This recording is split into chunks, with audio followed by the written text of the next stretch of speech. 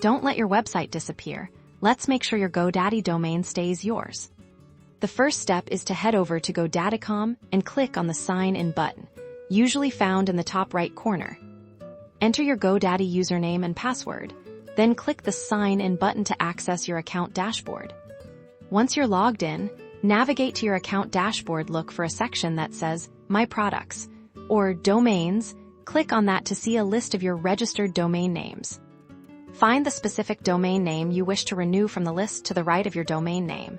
You should see a Renew or Manage button. Click on it. You'll now be on the domain renewal page here. You'll see your domain's current expiration date and various renewal term options, such as 1 year, 2 years, or more. Select the renewal period that best suits your needs. After choosing your renewal term, click on the Continue to Cart or Add to Cart button. This will move your selected renewal to your shopping cart.